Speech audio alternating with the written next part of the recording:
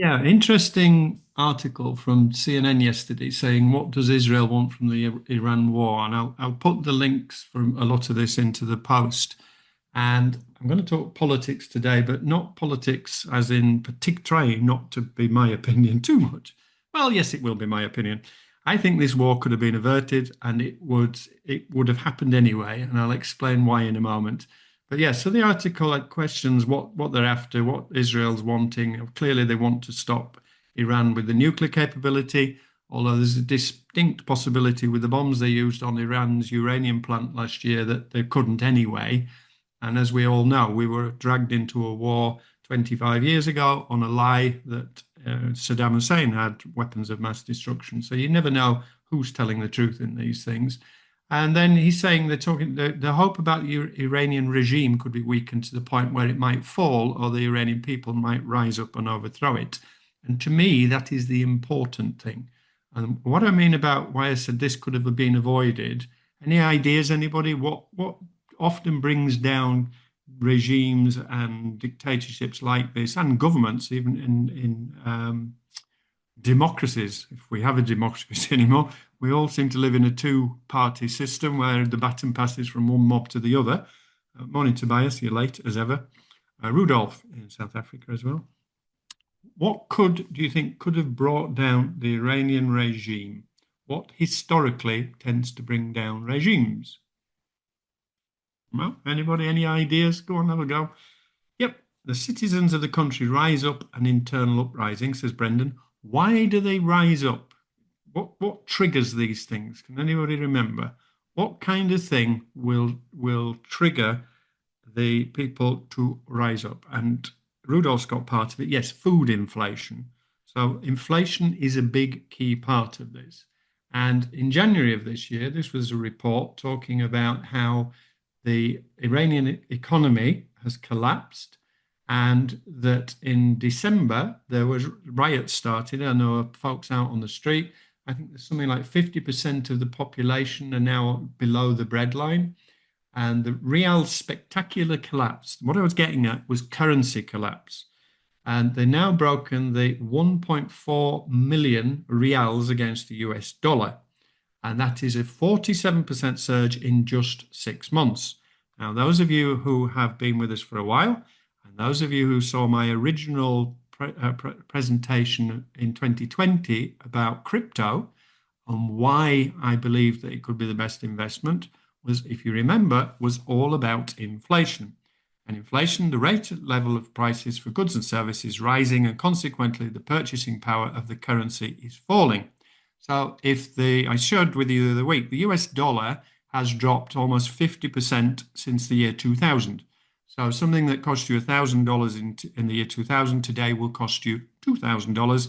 And we've all seen that in the shops, exacerbated with what happened with COVID. Now, when you have things going up in price by 50%, as in Iran, in 6 months, then the amount of people that cannot afford to eat and to live puts serious pressure on any regime.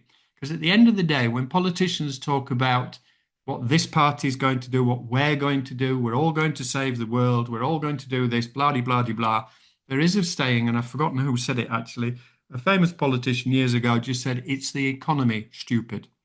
It's ultimately, if people cannot afford to live, feed the family, buy a nice home, etc., then they will get seriously peed off with the current administration and go looking for another one, and particularly if it's a regime. This was the UK in 1975. I remember this. My parents' mortgage went up, I think, from 3 or 4% to 15%.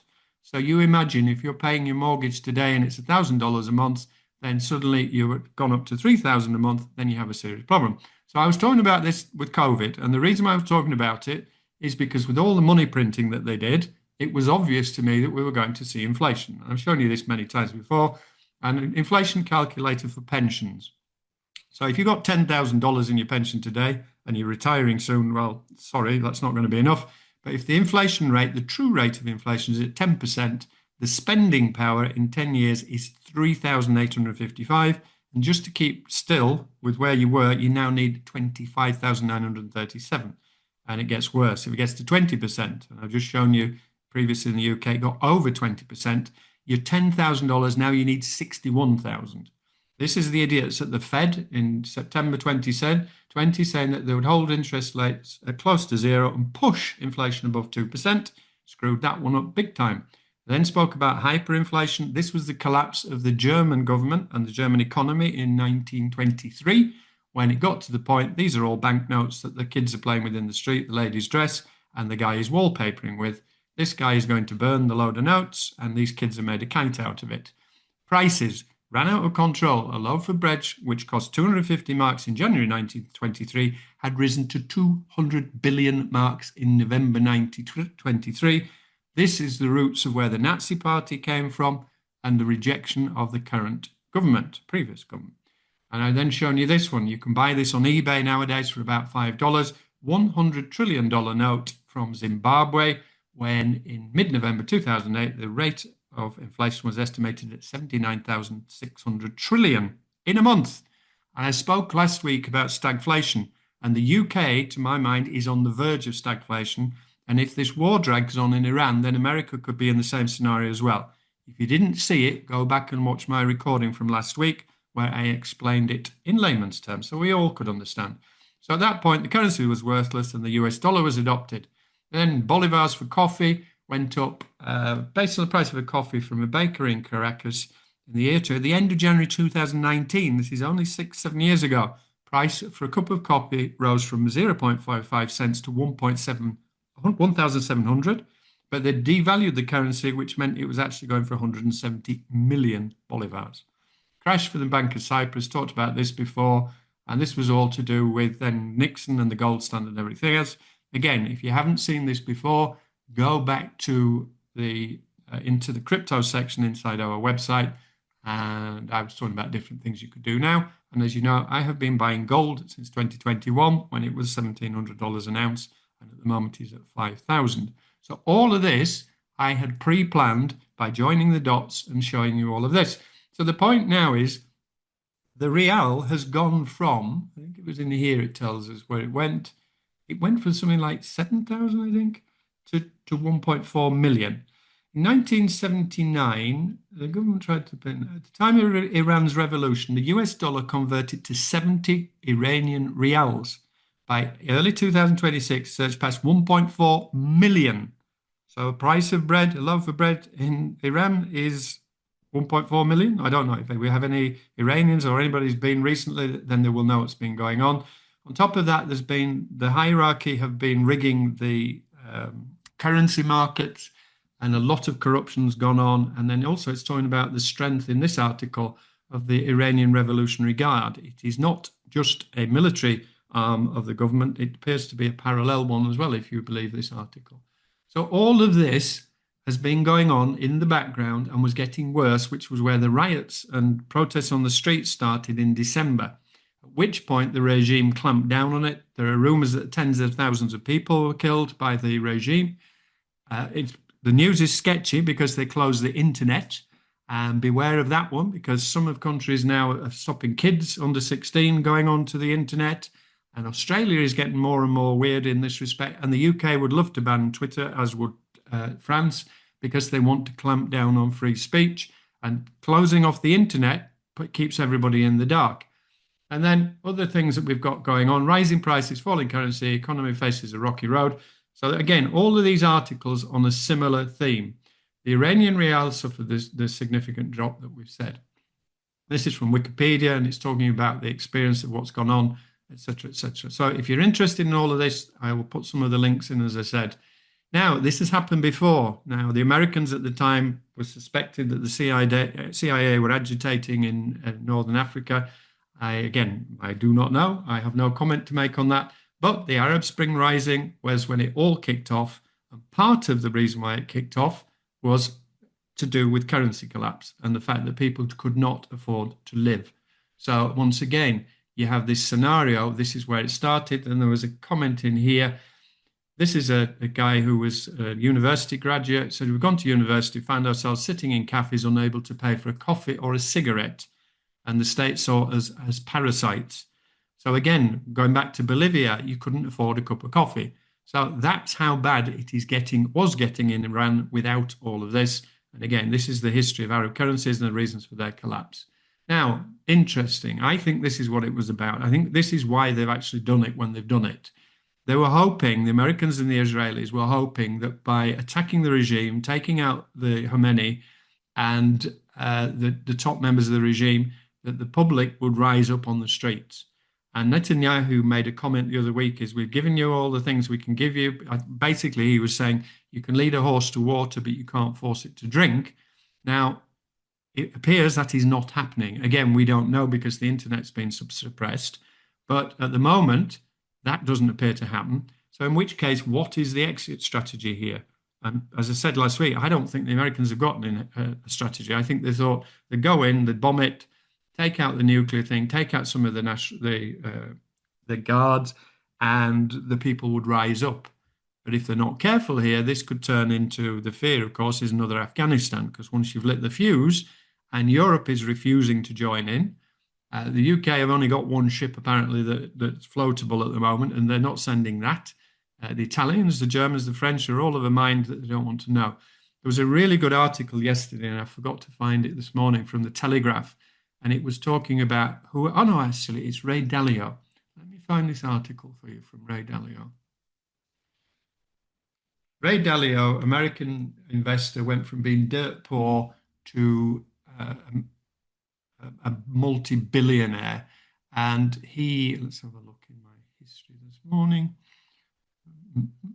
Oh, there's nothing in here that I don't want anybody to see.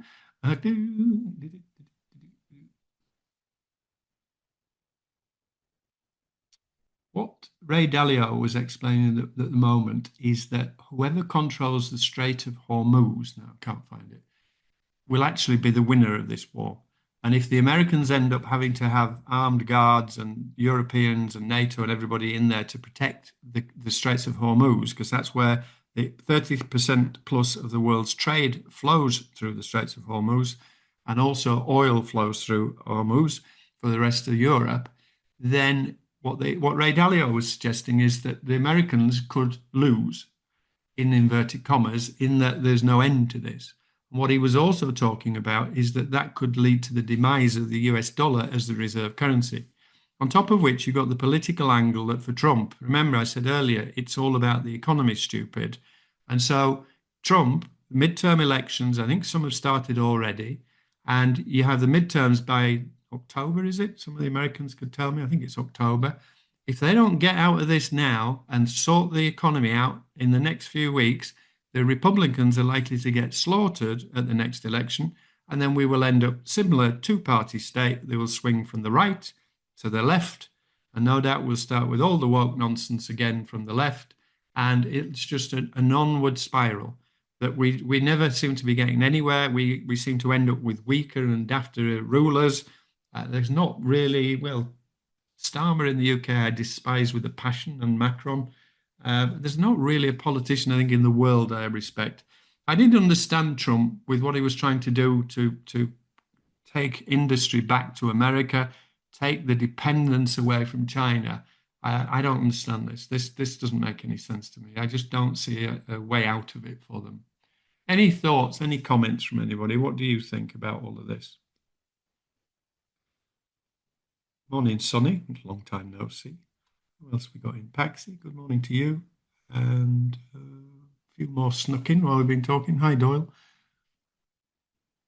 Brendan said it shouldn't have happened. Well, yeah, as I say, to me, it could have been avoided. That's what's the worst of this. It could have been avoided. The inflation would have caused the whole situation to implode, I'm fairly sure.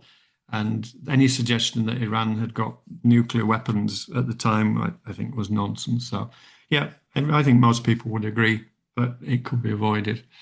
Now, in amongst all of that, what's weird is Bitcoin's going up.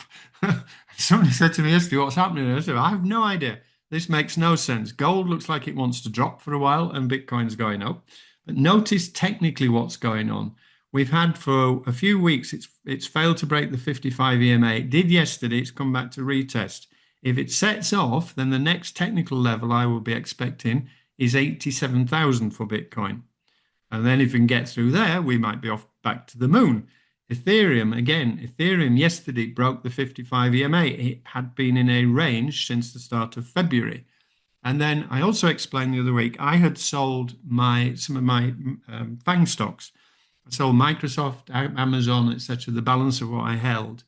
And the reason I explained is I think when this is over, and it could be with Trump tomorrow, it could be next week, next month, or at the end of the year. But when this is over, yes, I anticipate there will be a rebound in US stocks, and that would then positively impact stocks around the world. That could negatively impact gold in the short term, which to me would be a buying opportunity. And also, if we go back into a risk-on environment, the people are buying stocks, that should be good for crypto. The reason why I sold Amazon and Apple and Google, etc., last week, the balance, was I was explaining that some of the crypto stocks, you have the potential to make significantly more. So whether you're managing a $1,000 account or a $10 million account, we all need cash. And so in the last few weeks, I have been telling my investing group, I have been getting out of stocks. I have taken some profit out of the miners to have cash for a drop. Are we there for the drop yet? Are we there yet? Are we there yet? I do not know. And at the moment, I'm not rushing to buy anything. But the benefit I was explaining with MicroStrategy, for example, and why MicroStrategy for many people at the moment is a better bet than Bitcoin, is that MicroStrategy, recent buys I did for clients here, but from the recent low, MicroStrategy is up 43%. Bitcoin at the same period of time, you see the spike here, is up 26%. So MicroStrategy is up, I don't know, somebody work it out, 70% more. But when you then look at the FANG stocks, and I can never remember, I've got so many flipping things on here. FANG stocks, no, FANG stocks, here. You look at Amazon and you say, okay, do I believe Amazon will still be in business in 5 years' time and still very important? Yes, I do. But from here to here is 25%. And it's the same with the rest of them, Meta and all the rest. Meta's dropped down now as well. Meta here would be 24%. I don't buy anything if I can't make 25. But MicroStrategy, on the other hand, if we do get this run in crypto, could go up from its recent low 300%. So allocating some monies to some crypto stocks has been extremely profitable in recent years. Yes, it's been painful of late, but I continue to nibble my way into some of this stuff. And then when we look at what's going on as well, we look at what's going on with the S&P. S&P is now looks to be in a range. It's come down, almost touched the 200 EMA. This is where I bought puts. So in September of last year, I bought puts, and that basically, if you buy a put, you are betting that this is going to drop. And I bought some puts around $4,200 each, dated for, I think it's December of this year. And basically what it means is if this lot tanks, my stocks start to come down, my gold should hedge it, but the puts should do it. So the big thing now at the moment here is the 200 EMA. If this breaks, we expect then the 55. If that breaks, we could be on for a mega drop. So again, all of these stocks are vastly overvalued in my opinion, and that is why I am looking elsewhere for better opportunities. Well done to, what was it the other day? Rudolph.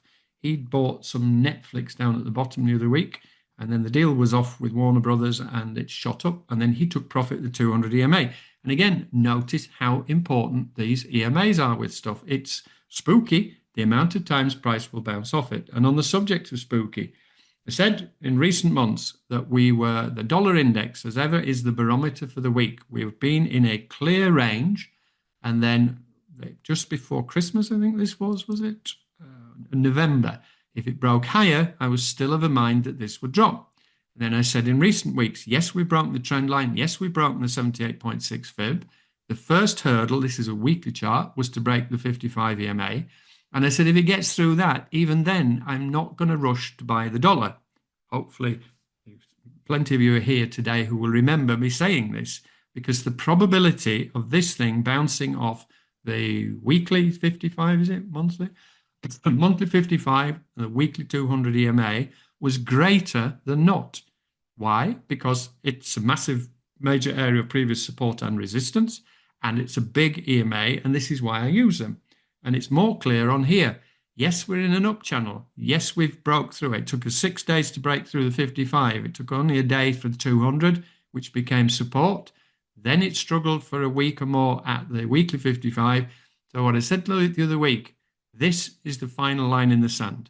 For me to start longing the US dollar, I would need a clear weekly breakout from here and a pullback. And look here, it faked out here in May last year.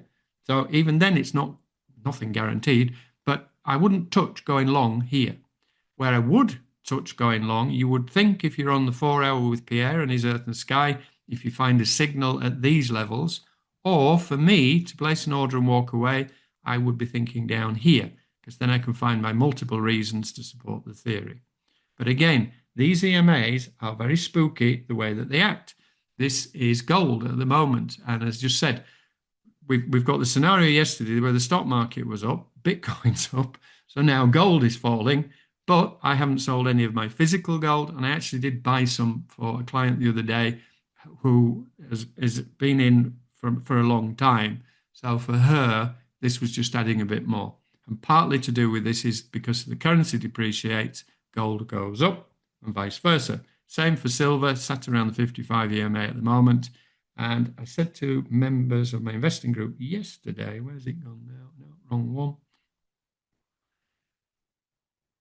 Here we go. If we have a look in here for gold, I would be a buyer personally. Personally, I would be a buyer of gold around 4,800, but a buy for me for gold would be about 4,900. You've got the fib, you've got the 55 EMA, you've got the uptrend.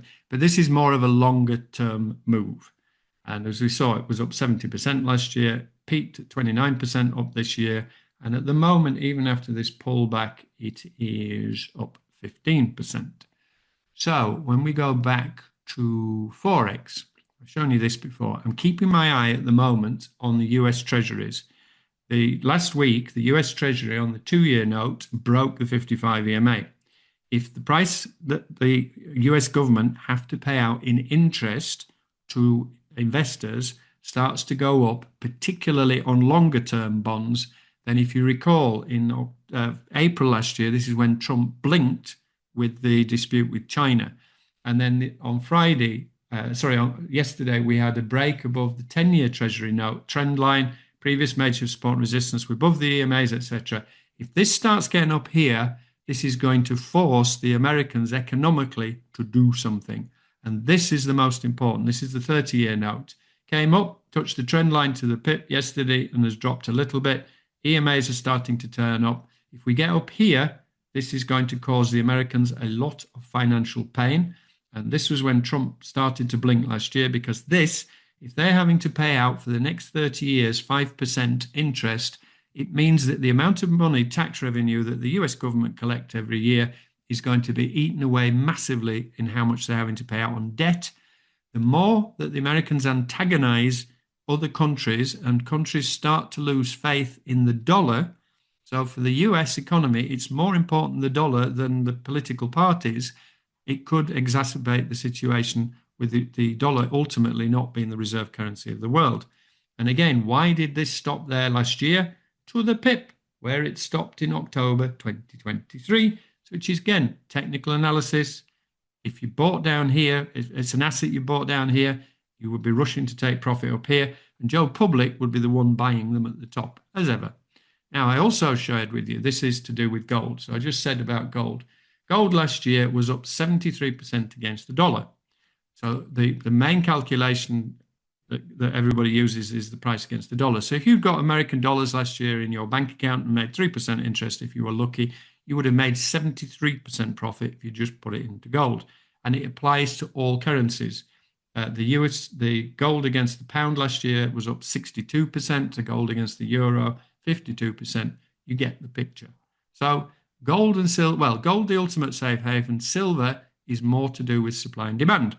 What I am looking to buy at the moment are copper related, platinum, because the things that do well in stagflation, which is what I showed you last week, are commodities. And so I am heavily into commodities anyway. Platinum at the moment is down 36% from where it was 6 weeks ago, 7 weeks ago. Demand for platinum is going through the roof. At Palladium, there's only enough to fill the average lounge of a house by all accounts in the whole world. Nifty, the Japanese Nifty index tanked the other day. And this is what I was saying about the S&P. If the S&P breaks those EMAs, as has happened here, this could be what happens with the S&P. And if that happens, then we could be on for a major, major crash on which a lot of people are going to lose a lot of money. Final thoughts on Bitcoin. My thought at my age, and because I've been this for a while, if we get back up around 120,000, I am going to sell half of all my crypto. Do I think that Bitcoin has got longevity? Yes. I think that Bitcoin could well go to $500,000 in the future. Equally, it could go to zero. But at my age, stage in life, I don't want to have to sit through another crypto winter. And therefore, that is my plan. My missus and I said, right, we're going to do that. And at which point, I'm going to buy myself a Porsche 911 and go drive off into the sunset and sod 'em all. Any questions before we go over to Ashley? Any comments, any thoughts? Anybody got anything they would like to ask me before we go over to Ash? Nope. All hold your peace. There was one thing, Mark. So, the Forex Peace Army reviews Yeah. that we have been getting. So, yeah, I was speaking to one of my students who, the review got taken back. And basically, he had used ChatGPT to kind of correct it, the grammar. So that's what they detected in their system. And that Okay. is why he got an email back saying that that was detected in the system. So they took it down thinking that it was a fake Oh, comment. So he's gonna like go back and yeah. write it down himself and put some grammar errors in it just to make it look real. But You'll be all right. Ash. this You'll be is, all right. yeah, I'm just saying for anyone in here in the members who want to write us a good review on Forex Summit, which is where everyone goes to look if a website is good or not and what they're offering. Yeah, don't try to use ChatGPT. Your comment will be taken away, and yeah, just write down something that you can. That's all I We've was got gonna say. we've got one a scam one on Trustpilot. We only got two reviews. I refused to join this. They were accused recently of behaving like the mafia, because what they do is a friend of mine does pay for them. It's $300 a month for a company to be on Trustpilot. And what you do then, you get an account manager. So if you get a spam review, which is this one here, and it's quite obvious that to them as well, if they have a look at this guy's reviews, he's slated 8 companies and then give really good reviews to 2 people. This one's still up there, and I can't get this taken down. But if I get an account manager, this one will disappear. The good one that Joe's posted for us got taken down. Now we find out why, because of ChatGPT. Ben did leave us a very nice one. And I know a few others of you have left them on here. Say, I just refuse to play the game with these people. They are fascist, cheating, manipulating whatever's, and I'm not willing to play the game. But if anybody would like to leave us a nice review anywhere, we would be very grateful. And yeah, so that's good to know then. ChatGPT. Pierre, don't you go leaving reviews for anybody anywhere. Because if you notice, Ashley, English is not his first language and his grammar can be a bit weird and wonderful. Pierre's grammar, it's not his first language, has gone from being, well, it's on the poor side. So, well, no, actually, it was terrible on occasions. And now he writes perfect Queen's English. It could be the late Queen that had written Pierre's articles. Why? Because he's discovered ChatGPT. So the moral for all of us is, if you're writing anything that's original, stick a few spelling mistakes in and a few grammar mistakes. And I'm hoping that I'm trying to fill a Substack at the moment. I'm hoping, because I've been using ChatGPT paid version, I'm hoping it's not going to bounce back on me. Joe says he's going to add some Italian words into his review. Righty ho, thank you all for attending, and I'm going to leave you in Ashley's capable hands now, and he's going to be looking at Forex. And we'll have to get Pierre in a week or two. He's not been very well of late, and he is experimenting. He's posting in the forum, and he's testing something on the German. I think it's German bond. I'm not going to log in now, but he's not been very well at the minute. We're going to have to get him behind the microphone and get him involved in some of these live training sessions.